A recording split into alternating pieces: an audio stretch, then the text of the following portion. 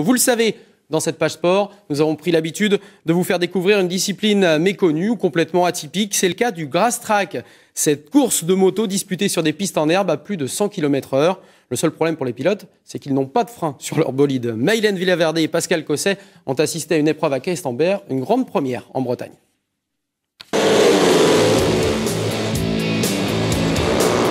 Un impressionnant festival de glisse aujourd'hui à Questembert. Sur l'hippodrome, le vacarme des moteurs a supplanté le bruit habituel des sabots. Cela faisait plus de 20 ans que la Bretagne n'accueillait pas une course de grass track.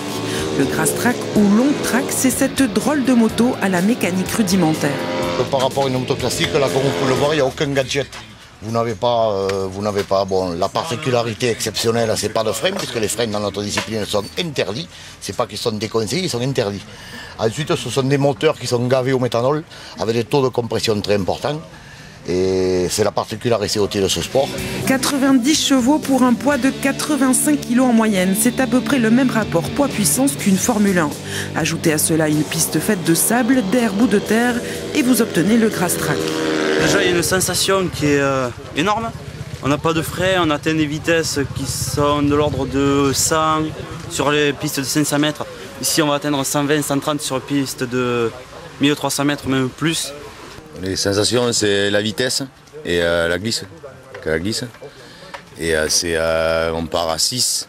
C'est que c'est une tension nerveuse terrible parce que ça dure, c'est 4 tours et ça va très vite, 4 tours. Pour les passionnés de moto, le trophée des hippodromes était l'événement à ne pas rater. Et dès 10 h ce matin, ils étaient là en famille pour échanger avec les meilleurs pilotes français et admirer les bolides. Je suis un peu impressionné, quoi. J'en ai déjà vu à Grandchamp il y a, je sais pas, il doit avoir 15 ans. Un millier de personnes est venu aujourd'hui assister à ce spectacle peu ordinaire. Et tous espèrent qu'il ne faudra pas attendre encore 20 ans pour revoir de telles glissades sur l'hippodrome de Questembert. Complètement fou, je vous disais.